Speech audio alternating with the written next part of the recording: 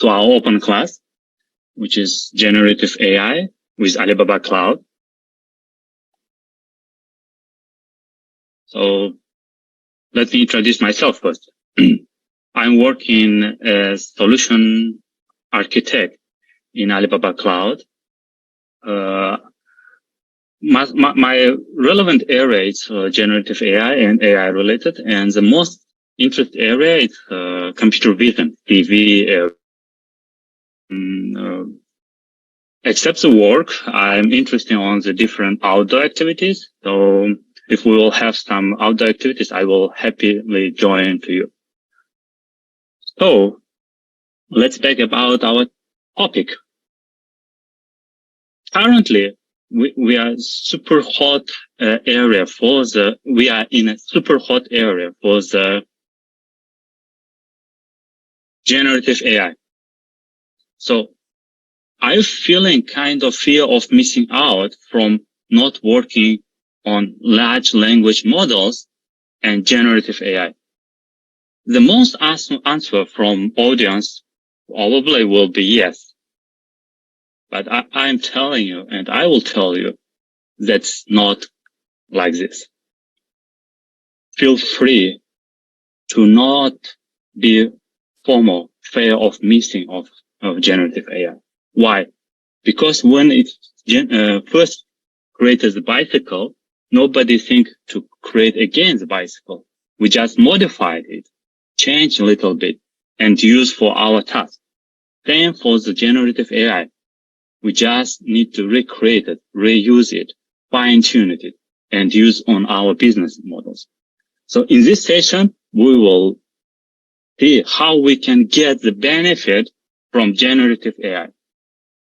What we will learn. First, we will get some overall understanding.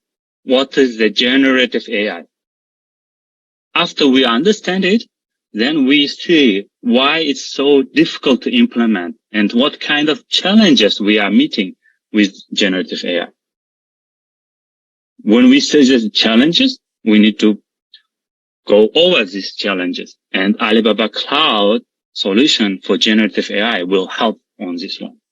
So we will see this part as well. And only seeing is usually will not give us fully the understanding or overcome these challenges. So we will go the practical cases, hands-on, and see the generative AI platform from Alibaba Cloud. So we know the challenges, solution, and hands-on.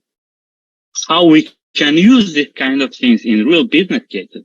For this one, Alibaba Cloud will show best practices in business as from Alibaba Group or from Alibaba Cloud customers, which is already using the generative AI. Before start, let me go a little bit on organization part. I can see the questions on the chat. Feel free to write your questions. Esther or I will answer. Maybe your questions will be answered by with little bit delay because I don't want to interrupt myself. But believe me, you will get your answer. And at the end, we will put the contact in case if you have more questions after session. Let's start. So we are starting generative AI. What is the generative AI? Generative AI, if we got from the historical part, it first comes the machine learning techniques. And you know the AI by itself comes 1950s. First, we start to use the machine learning techniques in the predictive analyzing or simple classification on the structured data. Then we start to work with unstructured data, like mostly pictures with deep learning, when we can classify the cat, dog, or clustering the image, objects, and so on. And now came the game changer, large language models. As you see, large language models basement is foundation models. Foundation models generally using self-supervision at scale. And it adapted. Adapted, we can say it's fine-tuned with range of the downstream tasks. Examples, it can be BERT, GPT, all of the version of the GPT, neural networks models, CLIP, Stable Diffusion, Composer, Alice Mind from the Alibaba Cloud, and so on. So we have the input data and output. Usually we call the output of the model artifacts, and artifacts can transfer to the task. Task can be question answering, sentiment analysis, information extraction. For example, we want to do summary of the article, image captioning, object detection, instruction following, so on. And if you want to interest on this one, it has the article and source. By the way, I can share the source with you. Just a moment. I will put links, related links on the chat. So you can put, you can go these links as well. So question, from G, I guess, Yunanda G. Will Tong-Yi Qin Wen, be described? No, today is not about the Tong-Yi model. From the Dutta, can you pass the link of certification? It's already passed above. Please have a look. And, we're back to our topic. The next part which we go, it is scales matter. As we see, if we had the deep learning, it's kind of similar model as foundation models, but why it's becoming so popular? Because we had the transformers. That's transformers, it's technology which is turn our disadvantages on the recurrent neural networks. You know, recurrent neural networks, RNN, has the disadvantages on the scaling and sizing of the model. And on 2017, Google published the paper, Transformers, Attention, All You Need. And after then, it's starting booming of the foundation models. And we can see like first model with 110 million parameters. Parameter stands for the, you know, it's like each neuron has a connection with other neurons. And with these connections, each connection has weight. So this weight can be standard as the parameter. So neural network with 110 million parameters was like in 2018. And nowadays we are talking about the 100 billion of the parameters. And that's not stopping. Actually, when your model is large on the size, the capability of the model will be increased too. And because of this one, we have like generative AI technology closer to the human answering.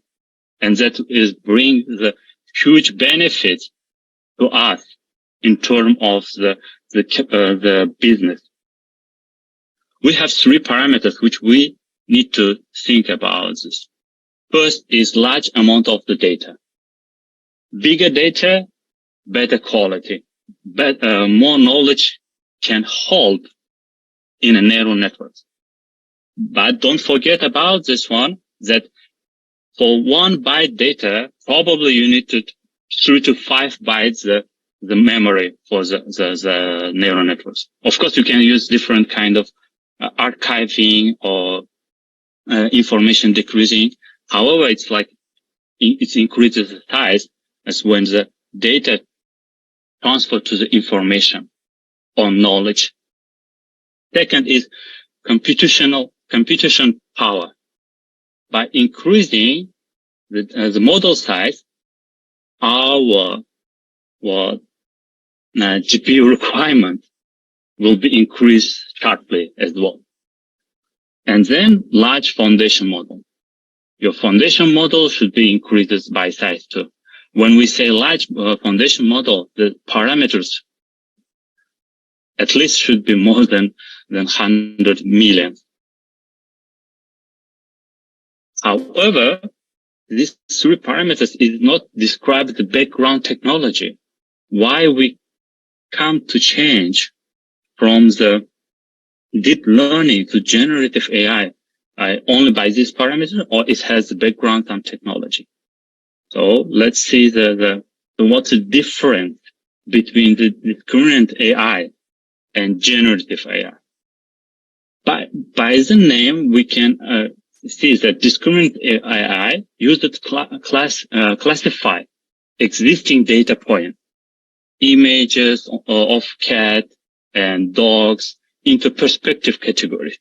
It mostly belongs to the supervised machine learning.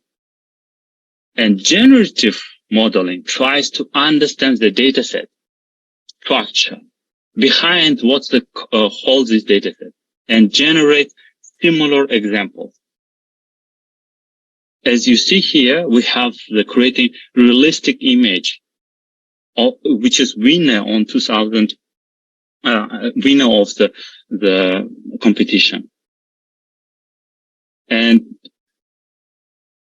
we used this current modeling long time in our task. And this was one of the game changer on the Deros. Now it's coming another game changer, generative AI. So, what we can do with generative AI? What kind of task we can hold on generative AI? Before I go, this part, let me check questions if you have. Okay, Asa, by the way, Asa shared again link with you. Feel free to go and pass the exam. Good luck.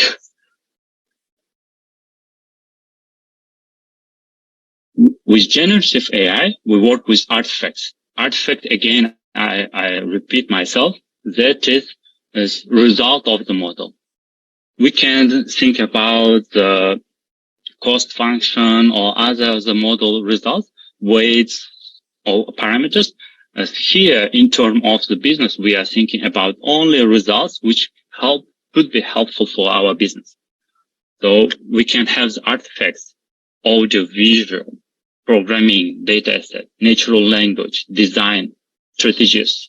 That's part another. It's learning method. I will back later.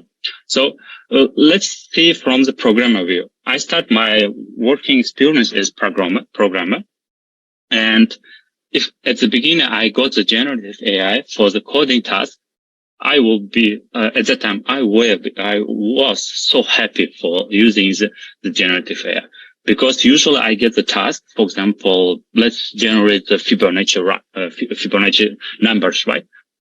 In terms of the writing this one, I can just type this one in human language to the AIGC. Oh, generative codes. By the way, overseas, in terms of from China, overseas we say the generative AI, but in China we say like AI, GC, artificial intelligence generative content. So sometimes I can go to the with generative AI term, sometimes with AI GC. So when I use the generative AI for coding, I can just type what it's in my mind by the words, and it generates code. And this code in Python, let's say, I can just do little modification and use for my daily task. That will be great assistance for me.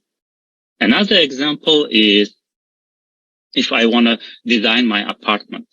So I don't need to pay high price for the designer. Just describe my ideas to AIGC and it will give me, pretty nice CAD image or architecture. Game designers, if you are working for the gaming company, you need to draw hundreds of the virtual landscapes or hundreds of non-play characters. all of this one can be automated. Just designers need to a little bit modify or changes, make it clear, and then it will be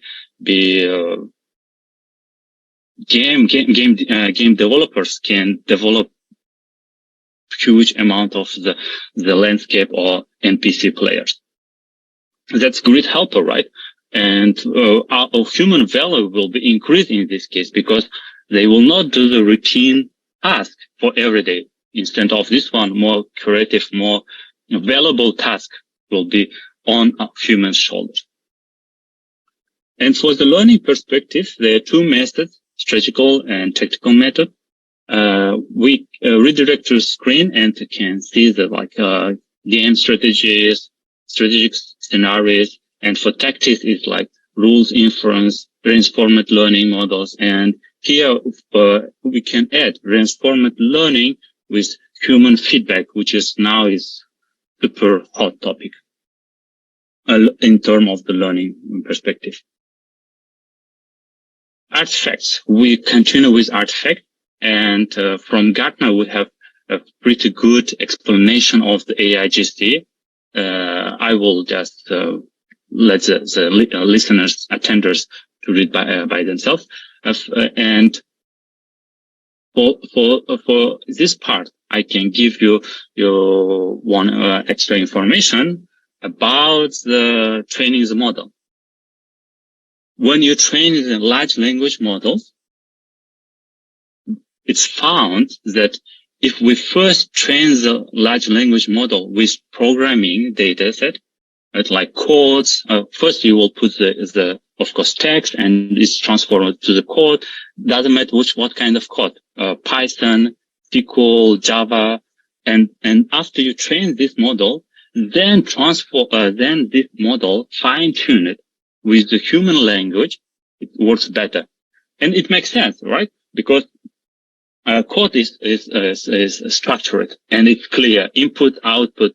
Then human language, when it's like sometimes we are talking not clear, using the special terms, or what we think. Like from my understanding, I understand like generative AI. Maybe some of terms I just tell you as granted. So it's logically explainable that first we train model with code, and then train with the language part, human language. The model gives the better result. Now we know the artifacts and which area we can use. How about the industries for AIGC? Again, I back to the Gartner. It says like 20% of the test data by 2025 will be generated by AI. That's huge amount of the data. The whole world, 100%, and which takes 1/5 of the data to give the generative AI to generate. And moreover, in same time, 2025, drug discovery, it will be half of the drug discovery task will be go to the generative AI. That's huge amount of the area which belongs to the generative AI. So what's the important part? That by 2027, 1/3 of the manufacturer will use the generative AI. That's huge number, 1/3. So what we should do, we find our value on this area by using the generative AI.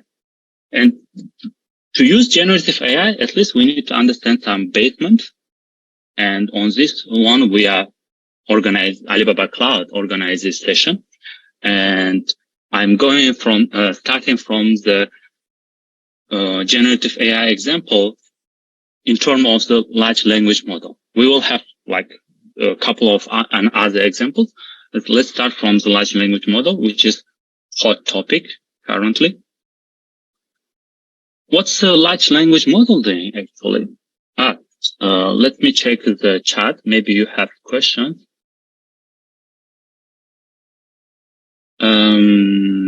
That's not relevant to me. Okay. What's a large language? Have you used the T9 technology? That's on the old phone devices.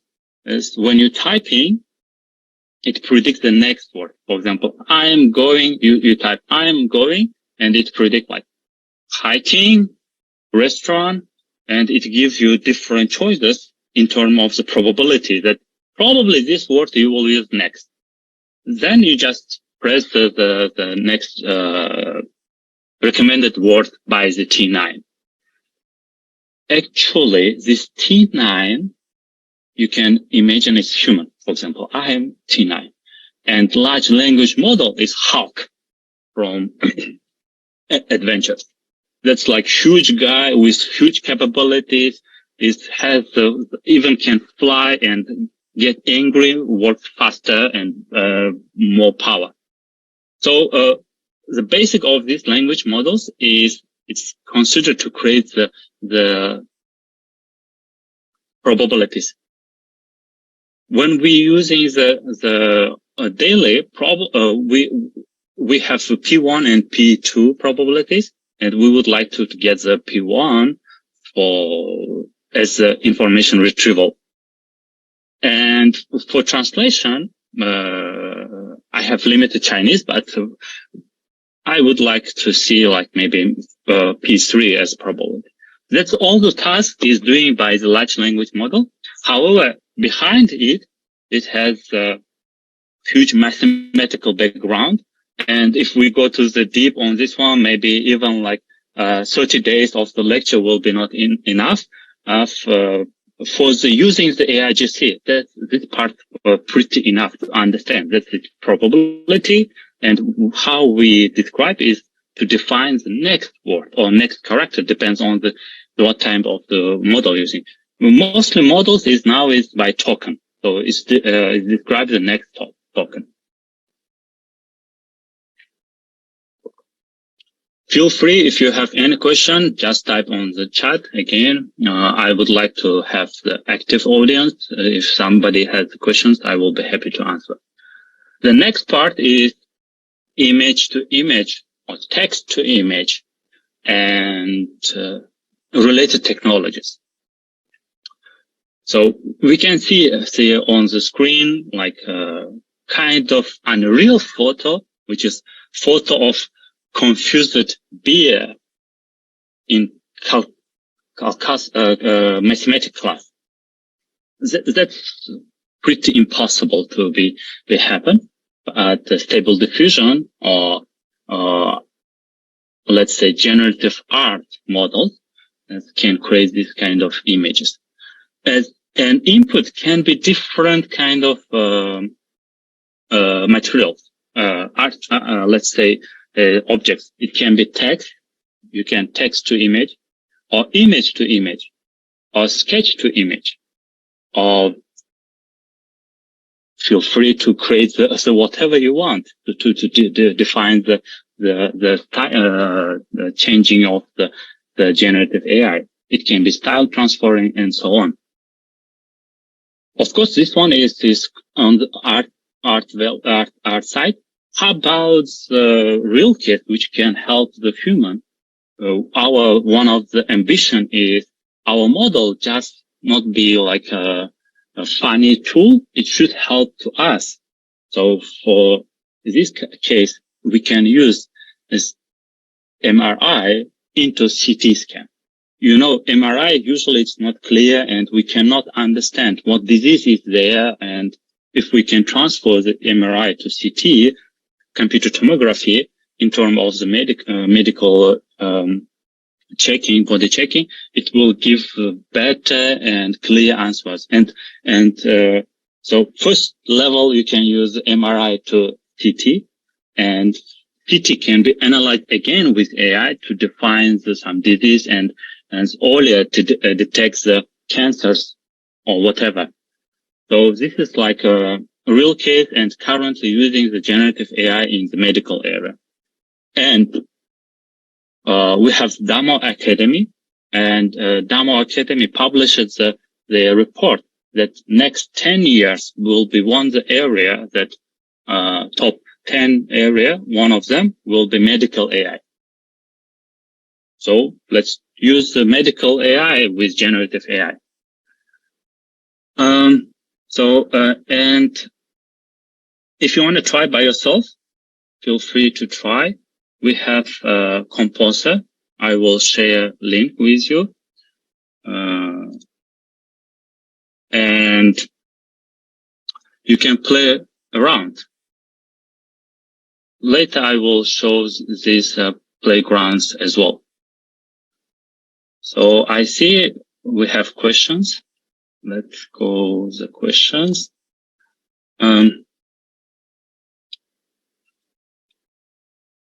As Pi courses, so many statistical analysis background. Likely I have this course, but kind of need to refresh. Yep. Is there any practical use case example to use generative AI in financial industries? That's a good question. I will back the practical cases on the end of the session. I have several cases and will be happy to share it. So we go to the next part.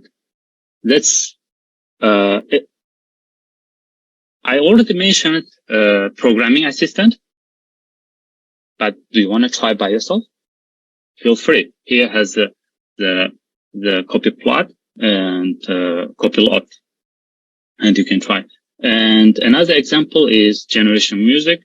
That's super helpful when you are dealing with licenses. Before you put as background some music on your video or some clusters, as you need to check can you use this music? If it's generated by AI, feel free. It's no need to any license.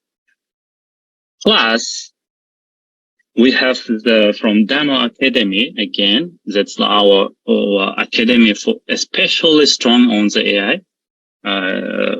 The text to video technology. I will share again on the chat link. That's on the Hugging Face. You can try it on this one. I saw the different examples like developers did by themselves. Quite impressive. Starting from the flying dog, some movie stars eating the spaghetti and other cases. And it's close to the realistic. I impressed it. And on the GitHub, we got a lot of stars on this model. So, GitHub is kind of open source, where you can upload your codes and share with other developers.